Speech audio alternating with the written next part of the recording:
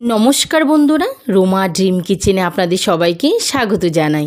তো বন্ধুরা, আজকে নিয়ে চলে এসেছি দারুণ মজাদার মুখরোচক শিম ভর্তা রেসিপি। তো বন্ধুরা, পুরো ভিডিওটা দেখতে থাকুন, আশা করি খুবই ভালো লাগবে। তো দেখে নেওয়া যাক শিম ভর্তা রেসিপিটা। তো রেসিপিটা বানানোর জন্য এখানে আমি 3টি বড় সাইজের টমেটো নিয়েছি। টমেটোটা আমি ধুয়ে মাঝখানতে টুকরো করে নিয়েছি। আর নিয়েছি আমি এখানে কতগুলো শিমগুলো আমি ধুয়ে আঁশগুলো ছাড়িয়ে টুকরো টুকরো করে কেটে নিয়েছি। খুব সুন্দরভাবে আমি আঁশগুলো ছাড়িয়ে নিয়েছি। আর নিয়েছি আমি 2টো কাঁচা লঙ্কা নিয়েছি। এখানে আমি একটা বড় সাইজের পেঁয়াজটা আমি ডুমো ডুমো করে কেটে নিয়েছি। বেশি পাতলা করে কাটিনি, বেশি মোটা করেও কাটিনি। আর নিয়েছি আমি অল্প কটা রসুন। তো আমি সবগুলি ধুয়ে পরিষ্কার করে নিয়েছি। এখানে আমি কড়াইটা গ্যাসে চাপিয়ে দিয়েছি। এখন আমি সবগুলো শিম আমি দিয়ে দেব 2টো কাঁচা লঙ্কা। আর দিয়ে দেব আমি রসুনের কোয়াগুলা। পেঁয়াজটাও দিয়ে দেব। এখন আমি 1 কাপ পরিমাণ জল দিয়ে দেব।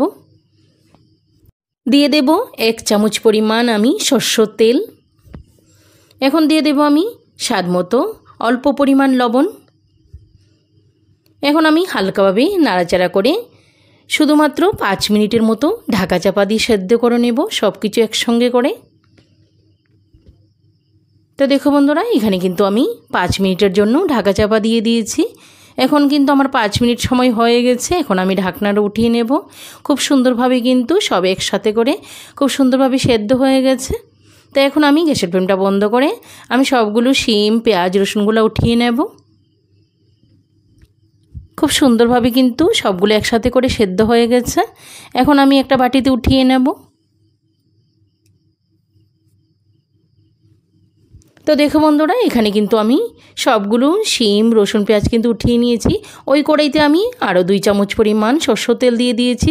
দিয়ে দিলাম 1 চিমটি পরিমাণ লবণ। এখন আমি টমেটোগুলো হালকা পরিমাণ ভেজে একটু পরিমাণ নরম করে নেব। সবগুলো টমেটো কিন্তু আমি দিয়ে দিয়েছি। এখন আমি 1-2 মিনিটের মতো ঢাকা চাপা দিয়ে দেব। তো দেখো বন্ধুরা, এখানে কিন্তু আমার 2 মিনিট হয়ে গেছে।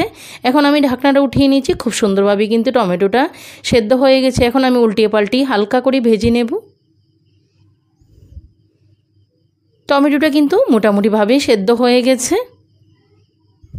তো দেখো বন্ধুরা, এখানে কিন্তু খুব সুন্দরভাবে সফট হয়ে গেছে। এখন আমি টমেটোটা কিন্তু খোসাটা ছাড়িয়ে ভালোভাবে গ্যাসটা বন্ধ করে আমি একটু মেশারের সাহায্যে ম্যাশ করে নেব। তো দেখো বন্ধুরা, এইভাবে করে আমি ম্যাশটা করে নিয়েছি। এখন আমি একটা কাঁটা চামচের সাহায্যে খুব সুন্দরভাবে টমেটোর খোসাটা উঠিয়ে নেব। তো এখানে আমি এভাবে করে সবগুলো টমেটোর খোসা কিন্তু উপর থেকে উঠিয়ে নেব। তো দেখো বন্ধুরা, এভাবে করে কিন্তু আমি খোসাটা উঠিয়ে নিয়েছি। এখন আমি খুব সুন্দরভাবে ম্যাশ করে নিয়েছি। এখন আমি দিয়ে দেব পেঁয়াজ, রসুন আর শিমটা দিয়ে দেব সেদ্ধ করা। এখন আমি আবারও ভালোভাবে সব কিছু একসঙ্গে করে ম্যাশ করে নেব। তো দেখো বন্ধুরা, এখানে কিন্তু খুব সুন্দরভাবে আমি ম্যাশ করে নিয়েছি। এখন আমি কড়াই থেকে সবগুলো উঠিয়ে নেব। ওই সময় কিন্তু আমি গ্যাসের ফ্লেমটা বন্ধ করে দিয়েছি। এখন আমি আবারও খুব সুন্দরভাবে কড়াইটা ধুয়ে আমি গ্যাসে চাপিয়ে দেব। দিয়ে দেব 2 চামচ পরিমাণ সরষের তেল। এখন আমি ফোড়নটা দিয়ে দেব 2টো শুকনো লঙ্কা চিড়ে। আর দিয়ে দেব অল্প পরিমাণ সরষে, দিয়ে দেব 4-5টে কারি পাতা। এখন আমি ফোড়নটা ভেজে নিয়েছি। এখন আমি ম্যাশ করা সবগুলো টমেটো, পেঁয়াজ, রসুন, শিমটা দিয়ে দেব।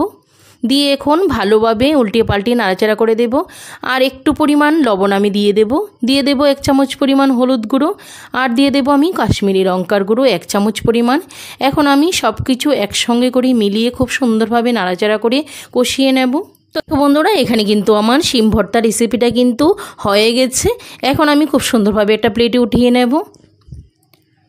তো দেখো বন্ধুরা, কত ঝটপট সময়ে কিন্তু মুখরোচক শিম ভর্তা রেসিপি কিন্তু আমার কমপ্লিট হয়ে গেছে। এই রেসিপির সঙ্গে কিন্তু গরম গরম ভাত হলে সত্যি কিন্তু দুর্দান্ত লাগে। তো বন্ধুরা, রেসিপিটা কেমন লাগলো ছোট্ট একটা কমেন্ট করে জানাবেন। আর যদি ভালো লাগে লাইক, শেয়ার, সাবস্ক্রাইব করে আমার পাশে থাকবেন। পাশে থাকা অল নোটিফিকেশনে ক্লিক করে দেবেন, যাতে করে সবার প্রথমেই আপনার কাছে নোটিফিকেশন চলে আসে। দেশ দেশের বাইরে যে যেখান থেকে ভিডিওটি দেখছেন তাদেরকে অসংখ্য ধন্যবাদ জানাই। আর আমার প্রিয় পুরনো বন্ধুদেরকে অনেক অনেক ধন্যবাদ। তো বন্ধুরা, আজকে এই পর্যন্ত, আবার দেখা হবে নতুন কোনো রেসিপিতে। সবাই ভালো থাকেন, সুস্থ থাকেন, সবাইকে অসংখ্য অসংখ্য ধন্যবাদ।